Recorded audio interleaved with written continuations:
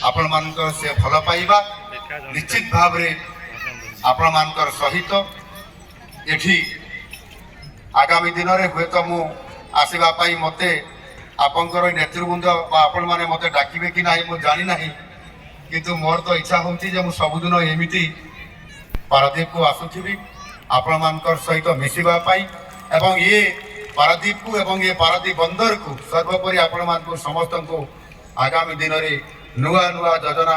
भेटी देवाई नुआ नुआ कार्यक्रम रे आपण मानकर सहित मिसवा